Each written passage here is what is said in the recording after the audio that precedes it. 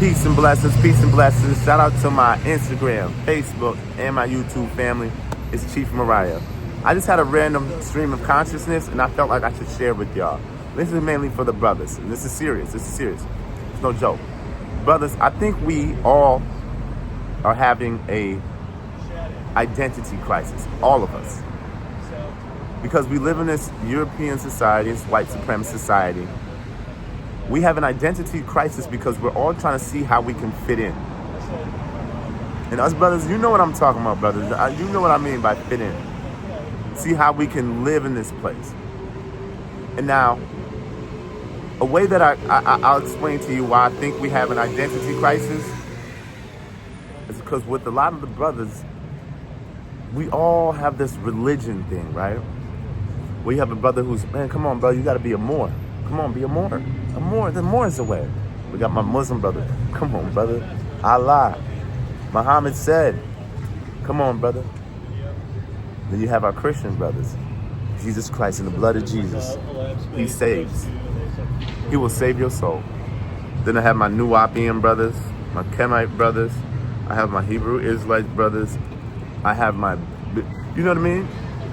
There's so many different identities. Then we have me, I'm a Pan-Africanist, nationalist, Garveyite, which I think is the supreme ideology. But then you have brothers who are liberals, and you have guys who are, now they got the Native American brothers, the FBA, the ADOS. It's almost like we're schizophrenic, bro. We have so many different religions. Another form that it shows in this country, the black man has been brainwashed into believing that materialism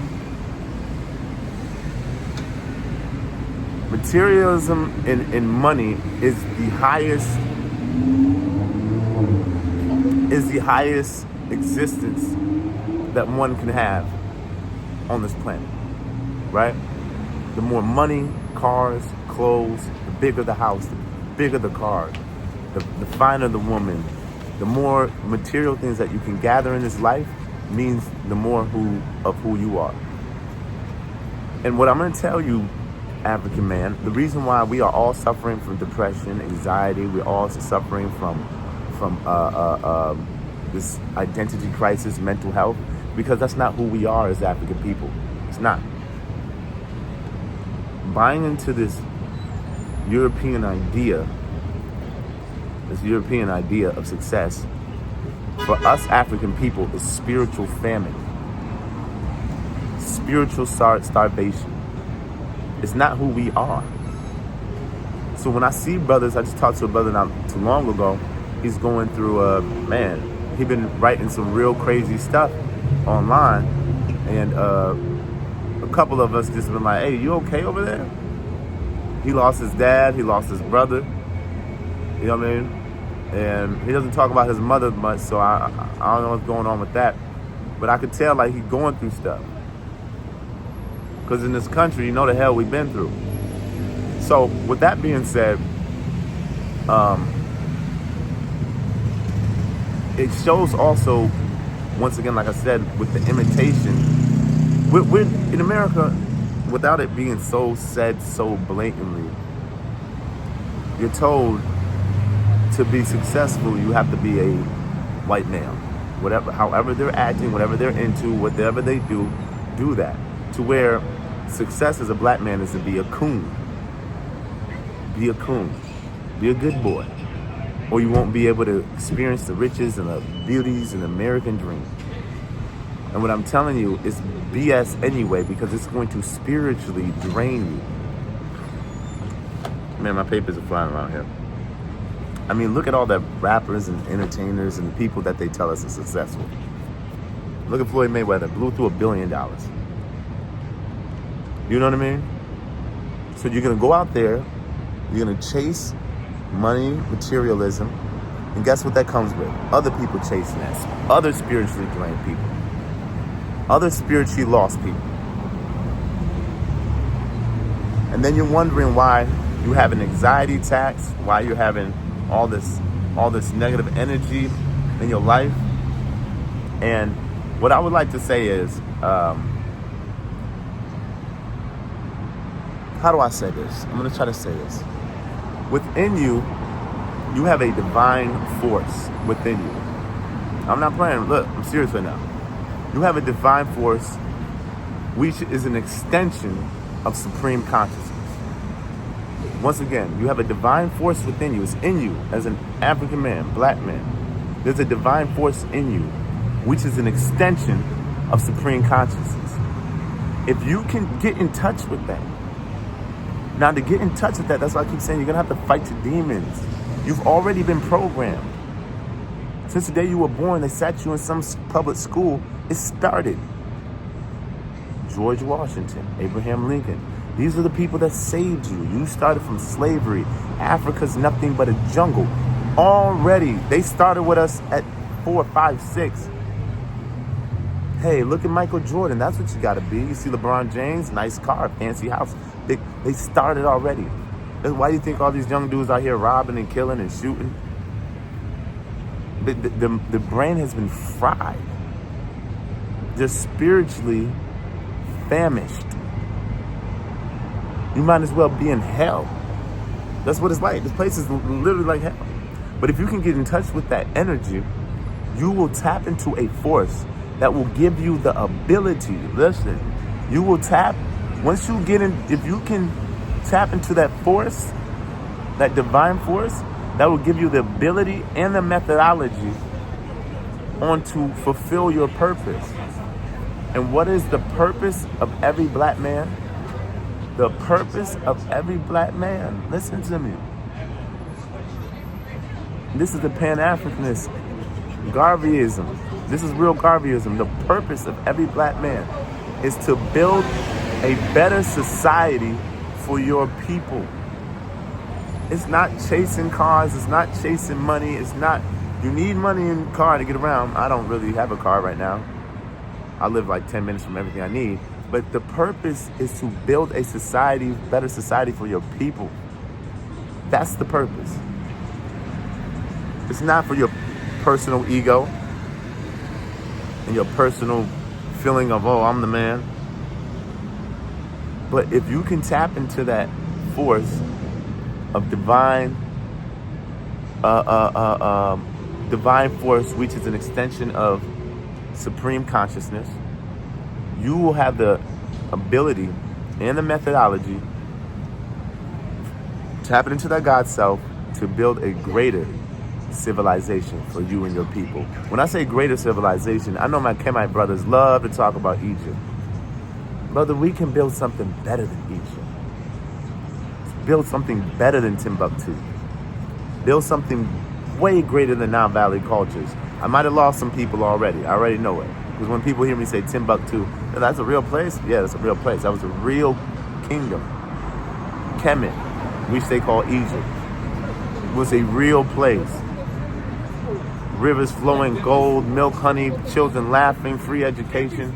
Everyone has a home. You don't go starving. What? This is Kemet. No one starves here. Oh, here, just walk in there, get some food. You need somewhere to stay? That was Kemet. That was our place. We can build something greater. See, sometimes we can get stuck in beating white supremacy. That's not what we're trying to do. We're beyond that. We're trying to build something that the world has never seen. And only the African man can give it to the world. Only we can do it. But we have to tap into that inner divine force. And I know we all have it. I see brothers do things. I know a guy 5'5", young brother, jump windmill of basketball. Boom. I'm like, what? I knew a brother used to hustle, sell drugs. He'd be like, that person owe me 75, and that person owe me this and this, and he'll go like this. I said, bro, how do you keep track of who owes you? He's like, I just keep it all up here. I said, everybody? He said, yeah. So how the hell do you do that? He said, bro, I don't like writing stuff down, because, you don't want nobody finding that. So I'm like, damn. This brother's a mathematician. He's like, brother, and defeat all the odds. Frederick Douglass taught himself how to read. How did you teach yourself how to read? How? Tapping into that divine force. But to get into that divine force, you have to, one, strip yourself of all this European nonsense. You won't be able to get rid of all this materialism, riches and egos and titles. Humble yourself. See, when we speak of a revolution, right? Us Pan-Africanists, a revolution, now I know I'm gonna sound tricky, a revolution of the mental evolution. A revolution, before any of this can happen, a revolution of the mental evolution of consciousness that will give birth to a reality that the world has never seen. Once again, the revolution that we're speaking about, that we need, us as black men, is a mental evolution of consciousness that will give birth to a reality that the world has never seen. We's the one that started this. They're still trying to figure out how we built the pyramids. Still to this day, they don't know how the hell did they build the pyramids. So when I tell brothers, defeating white supremacy, definitely, we got to do that. But let's not defeat white supremacy just to put our black faces on it. No, we're defeating white supremacy and we have to replace it with a whole new thing the world has never seen. I call it Pan-Africanism. But we have the potential to create a better reality for the world. You know what I mean? That's a real random stream of consciousness that I had. We have an identity crisis, brothers. I see brothers arguing about the Bible. What did this mean? What did that mean? Hey, look, bro. We got some other big fish to fry. Now, if y'all want to sit here and argue over this book that was written 1,500 years ago, the Bible, and then 2,000 years ago, the Quran and the Torah and whatnot, when we are over 100,000s of years old, some say 2 million. We've been worshiping God way before the Bible came around. And I'm a Christian myself. I understand. But it gets to a point to where it's like I got some Moorish brothers. They're always telling me, become a Moor, bro. And I'm like, brother, okay, I become a Moor, then what? I put on a hat, the kufi thing, and we just stand around? What are we doing? So, once again, we need a revolution of a mental evolution of the consciousness that will bring a reality that the world has never seen. All right, brothers? We got to tap into that inner divine force. You got it. But you're going to have to... It's like this, right? And I'm going to say this and get off of here. In African religions, right? Not religions, but African belief systems. In a particular one that I follow, before you landed on Earth, you and God sat down and had a conversation. And he said to you, this is what I need you to do when you get down there. And you guys had a talk back and forth. You came to negotiation. God, he'll negotiate with you.